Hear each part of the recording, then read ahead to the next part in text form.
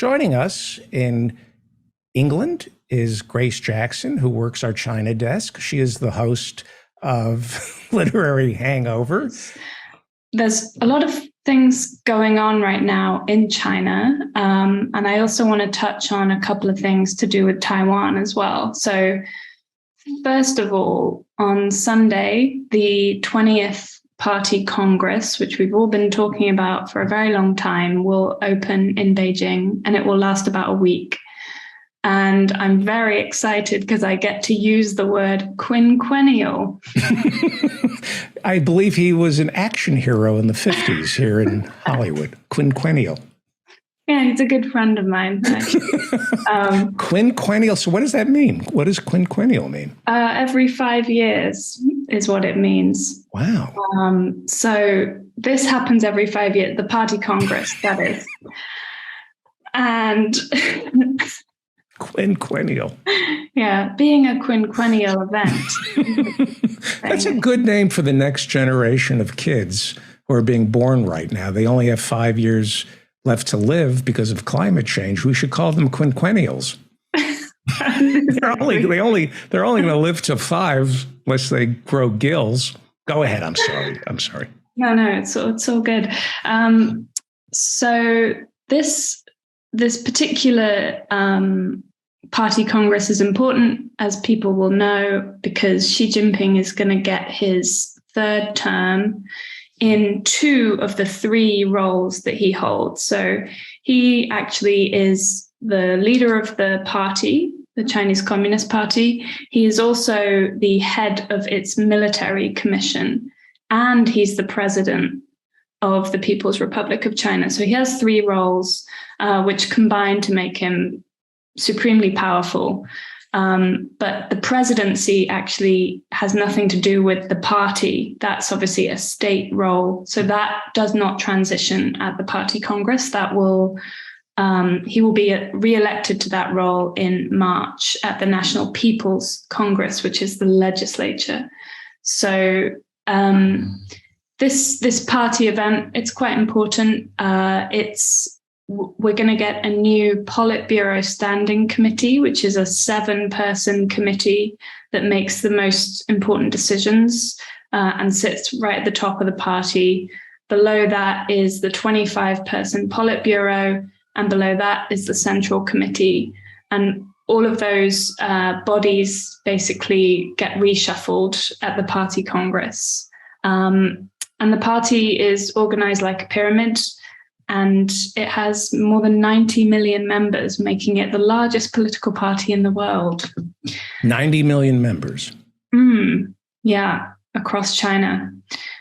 So this is a fairly momentous occasion. And because of that, for the past 3, 4, even 5 or 6 months, there's been a kind of a tightening of security, not just in Beijing, but across the country, because the stakes are really very high. And this includes what we can think of these days as biosecurity. So the way that China is controlling COVID with sort of snap lockdowns whenever there's, more than a few dozen cases in any given city. There have been lots of lockdowns imposed recently, and the rules are very, very tight for people moving domestically within China at the moment. So we kind of expect his third term to be defined by kind of ideological consolidation. I think he's going to extend the party's kind of reach into society even more than it currently does. I think there's going to be a push to make China self-sufficient in technology, especially, but also, things like food as well, and figuring out a way to kind of win the hearts and minds of what the PRC would call its Taiwan compatriots across the strait. So I think those are really the priorities going into the third term, which, and touching on self-sufficiency, there was a very good example of why that's important for China in what the Biden administration just did with export controls. So there were already export controls on certain kinds of sensitive, advanced semiconductor technology that had been kind of ramping up in the past couple of years. But last week, there were some executive orders issued that really kind of step that up. And it's quite a big deal. And I'm not sure it's been reported quite as much as it should have been.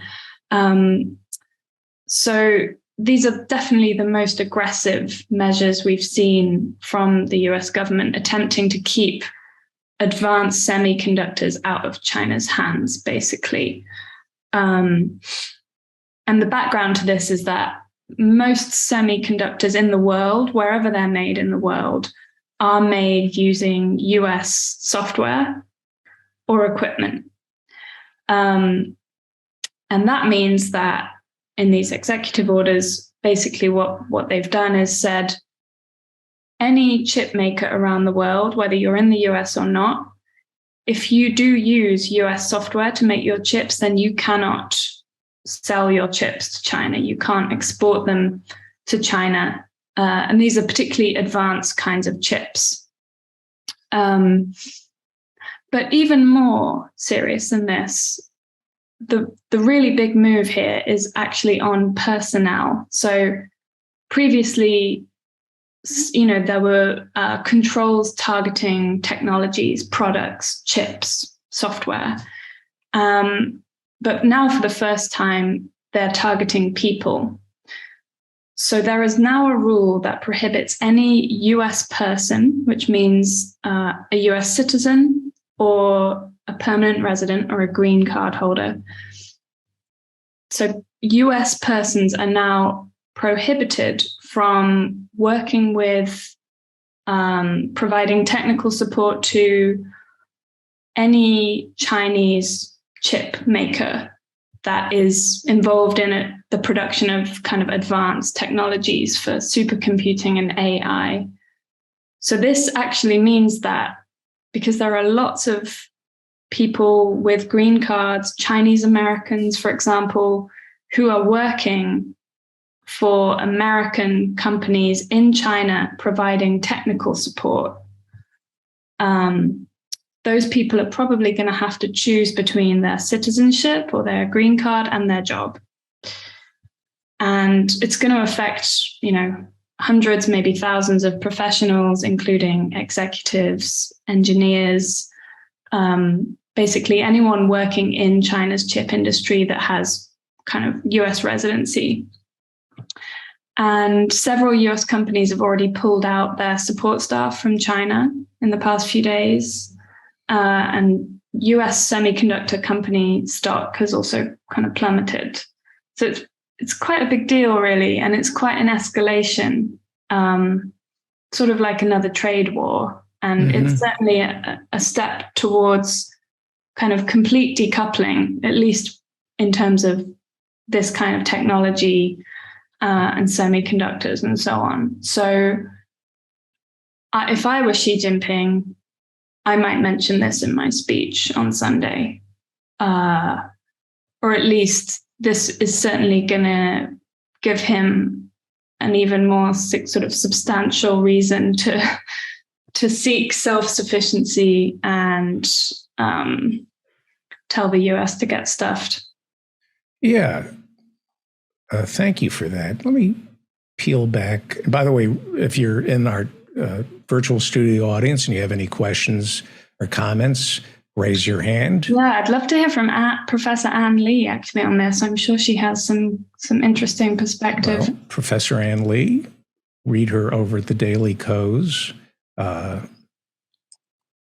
don't know if she wants to talk right now.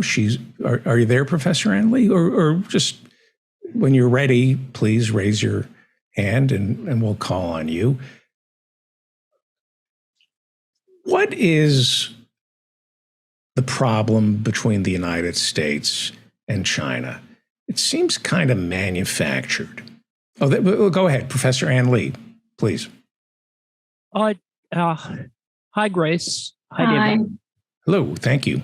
When you were looking at those executive orders, did it mention anything about military applications or? It actually doesn't distinguish between military and consumer facing products, which is really interesting.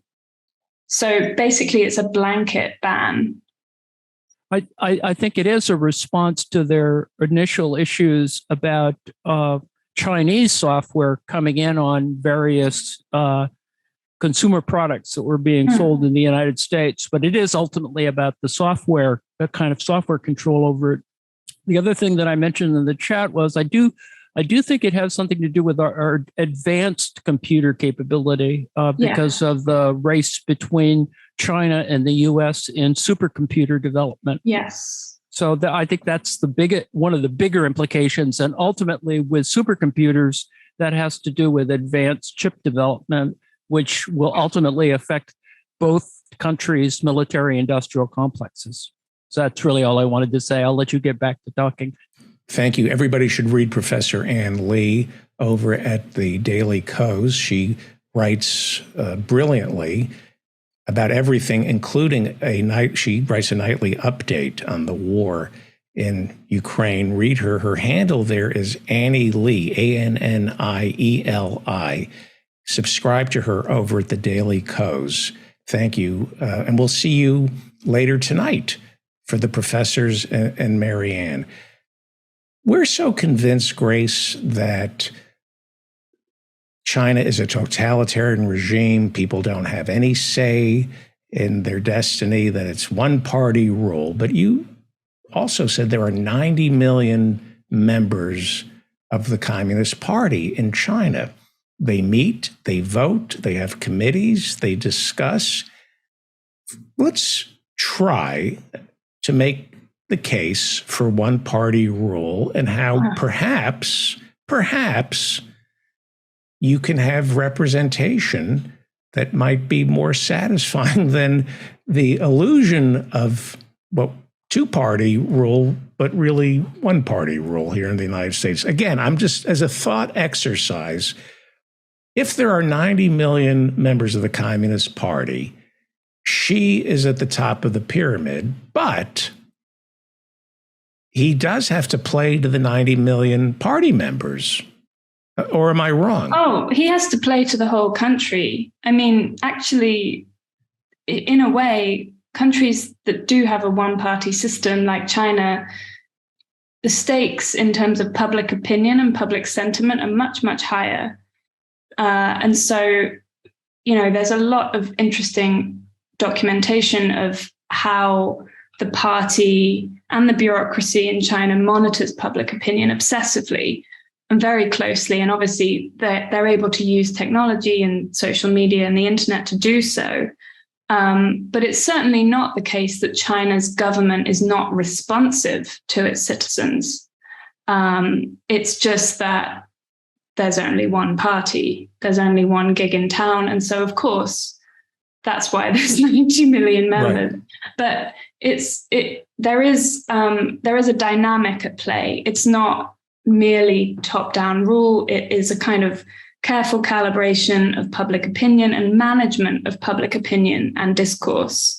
And that's where technology plays such a huge role, because really, the Chinese internet is highly, highly censored, and it's becoming more sophisticated, it's becoming very quick and very responsive. But there is an ambivalence there, and I think there are arguments that can be made that Chinese governance is extremely effective and efficient. It's able to deliver, for example, an amazingly small number of deaths in terms of COVID-19, which I think China can be legitimately proud of, and we shouldn't scoff at that, because that is a real achievement. But with that, there's a cost. There's a freedom. Huge cost. Yeah, absolutely. Freedom. Right. I mean, I have friends, people I know who've traveled to China recently, who've done the 10-day quarantine that's required, who've gotten out of that And within 3 days, because there's been some cases, have had to go back into centralized quarantine. And it really is, it's highly coercive. You're not allowed to leave. And right.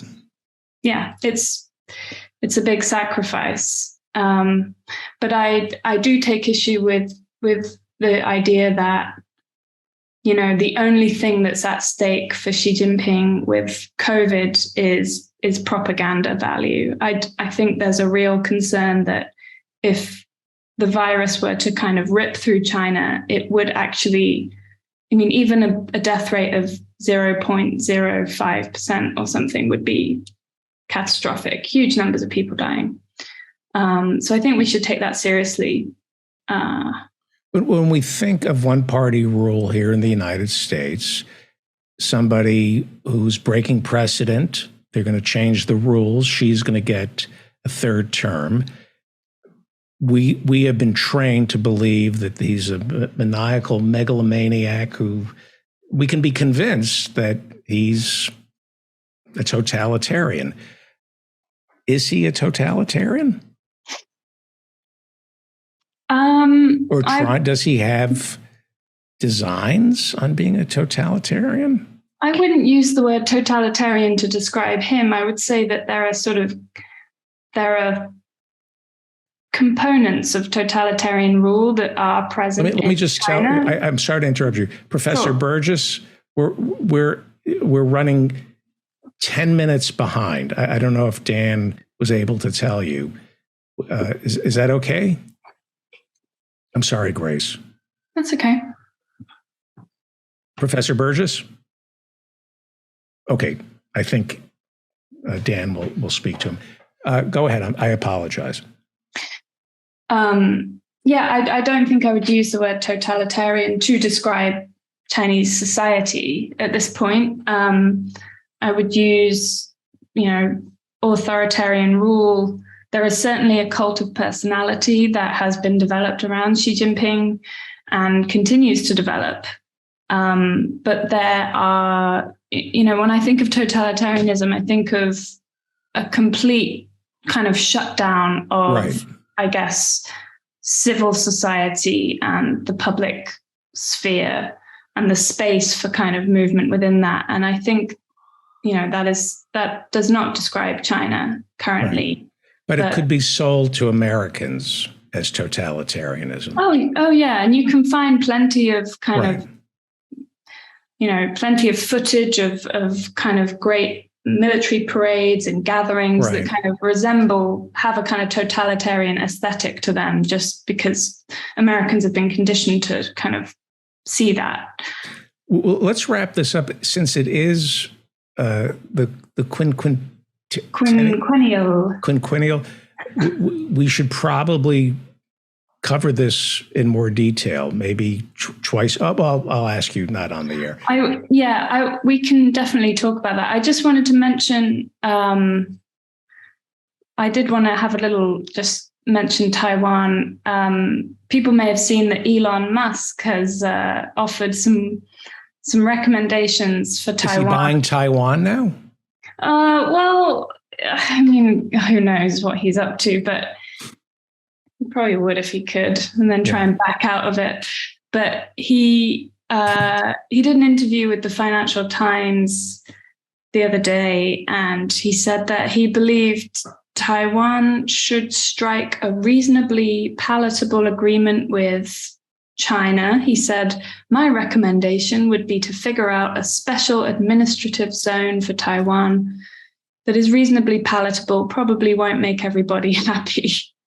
And it's funny, I can't think why Elon Musk would be trying to curry favor with China right now. Nothing to do with the huge factory in Shanghai that makes Teslas. It's always funny. Teslas kind of rhymes with death traps, don't you think? Mm-hmm. I've got this funny ring to it. Yes. Anyway, Taiwanese politicians are having none of this, and they've kind of hit back at Elon, and hopefully he'll be quiet for a while. Probably not, though. Grace Jackson works our China desk. I love saying that. Makes it so pompous. And you can follow her on Twitter at Grace Jackson, and she co-hosts Literary Hangover. And we kept you up late tonight. Thank you so much, Grace. Maybe we'll see you on Monday. Thank you. And we'll see you at office hours. Thank you so much. All right, bye. Bye.